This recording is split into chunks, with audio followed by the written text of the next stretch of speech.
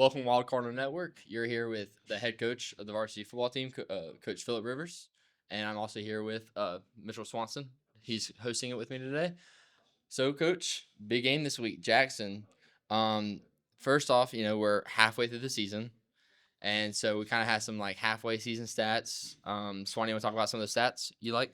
Yeah, I want to go back to that Escambia County game. We just had an amazing game. Gunner obviously going 23 of 24, or 23 of 34, excuse me, with 265 yards and 6 touchdowns.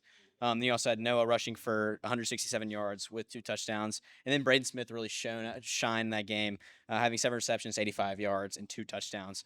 Can you just talk a little bit about that, our offensive production, kind of just throughout the whole entire season? Yeah, it was a real efficient game for us, as you alluded to in the stats there, and we've been efficient for the most part. We're talking about it off air, just how efficient we've been offensively through 5 games, and credit to our guys, they're out there and they still have to execute. There's some of the efficiency is tough to do on air, but at the same time, we also know that our second half of the season is a lot tougher from an opponent standpoint, as was the first half. But it was good. It was good against this game. It seems like forever ago. These bye weeks drag. It seems like that game was forever ago. But we have been real efficient. And now we know we got a work cut out for us, obviously, with Jackson. But then the second half of the season is going to be a heck of a lot tougher as well. Yeah, absolutely. And, one of the big stats that kind of stood out to me reading the thing was +9 turnover margin. You want to talk about, kind of how big of a deal the turnover margin is in terms of close games, especially against WS Neal. Yeah, we talk about that a bunch. You guys know that, and Mitchell, you know that from being in these meetings. We talk about, it's the first thing for both sides of the ball, right? Is protect the football offensively and take the ball away defensively, and we've done that very well offensively thus far, and then we've taken the ball away defensively. So you mentioned +9, the turnover margin. Also, the other one that I don't know if y'all have noticed that's been big this year as opposed to other years is our opponent's average starting field position is like the 20-yard line. Which that's credit to Pat and George. We've had a lot of touchbacks. We also are covering kickoffs a lot better. And then I think our starting field position is like the -46. So you're talking about, 26 yards difference on average. So the field position, along with the turnover margin, has definitely had an impact on our first 5 games and the success we've had. What do you think how the region is playing out overall? Region 1 4A is tough. You looked up last year, and WS Neal was 6 inches away from us hosting them here in the quarterfinals, and of course us and Jackson ended up playing the semifinals, and then Jackson ended up winning the state championship by 50. So I don't know what some of the other regions are at this point. I do know WS Neal, as we saw firsthand, has got a good football team.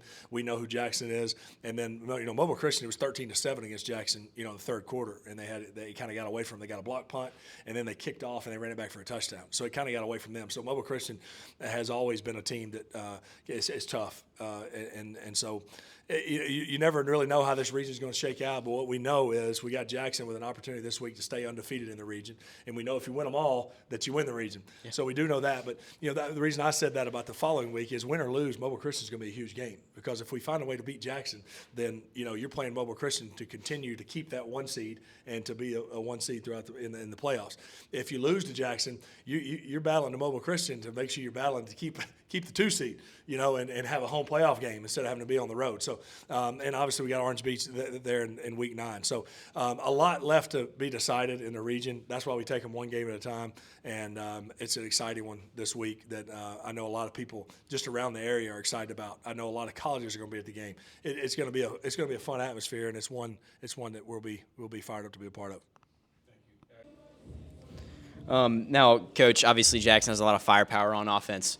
They have 4-star Landon Duckworth, #1 dual threat in Alabama, and I think the class of 2026, as well as the #1 running back in the class of 2026. And then also their star receiver, Keon Chapman, is out. But looking on the defensive side of the ball, they have Juice Gordon, who is a phenomenal defensive back, and also Keegan Chapman, who's also another phenomenal defensive back. What is kind of the offensive mindset coming into this week, as well as the defensive mindset, with kind of trying to cover these guys, as well as Juice can kind of play both sides of the ball? How does your defense really prepare for that? Yeah, big attack. It's a tough challenge, and you mentioned those guys. You know, Chapman and Juice Gordon on defense, both two DBs committed to North Carolina. They'll both probably play a little offense. I would imagine they may be at wide receiver some this week. The free safety number 3, I think, is going somewhere to play college football. The middle linebacker number 2 is going somewhere to play college football. You got 2 big D linemen. They're a really good football team defensively and offensively. You mentioned, of course, Duckworth and Crowell obviously are kind of spearhead that offense, and those are 2 amazing players. So I think our guys are again embracing that. Like that's pretty awesome, and not to mention we have our fair share of guys. Shoot, Maddox is going to play college football. I know we got our quarterback is going to be going. We got a wide receiver, 2 wide receivers maybe going. We got a running back that's going. I mean, so we got our share of those guys too. But again, we mentioned those guys. It's a team effort. It's all the way through. It's going to take all 5 of those offensive linemen plus more than just Noah and Brody and Tucker making the big plays. It's going to take all of them. It's going to take all our guys. Same thing defensively, right?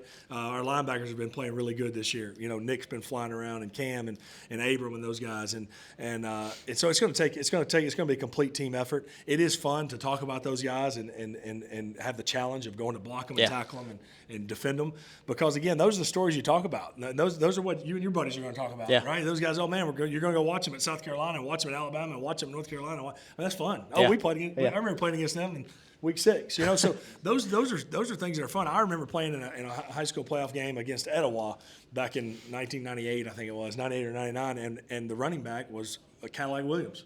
Yeah. And we were trying to get him on the ground, and then it turns up, a handful of years later, he obviously is a star at Auburn, and then he goes and has a 5th pick in the NFL draft. Yeah. And I remember those games. So those things are exciting.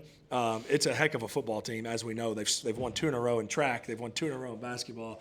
I mean, it's just a talented class that they have coming through there. But I know that our guys are excited about the challenge, and they're going to get all we got. Yeah. Now, many people don't talk about the stadium aspect of high school football.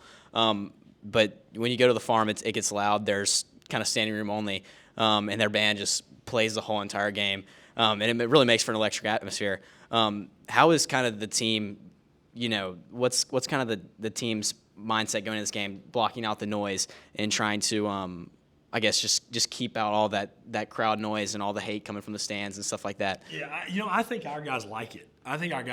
We love playing at home, don't get me wrong, and our atmosphere at home is continuing to get better and better and better. It's amazing here only in year 2 at home what it's like playing right here in our backyard. But there's something about going on the road that's fun, and I think our guys enjoy it. Obviously, you're going to a tough place, and you're playing the best team in 4A, and it may be in 5 or 6A. Who knows? They're close. But so it does make it tough, but I think our guys enjoy that. They enjoy that atmosphere, the added feel of those grills will be going. They'll be Maddox will be wanting a cheeseburger. We pull in off the bus. But no, it's awesome. It is awesome, and it's something I hope our guys, and I think they are. I'm not having to convince them, but it's to be reminded to enjoy the heck out of it. Enjoy the heck out of it. Don't make more of it than it is, and let's go cut it loose and see what happens. Yeah, absolutely. Well, thank you, Coach. Thank you, Swanee. You're watching Wild Corner Network here at the Rusty Coles Field.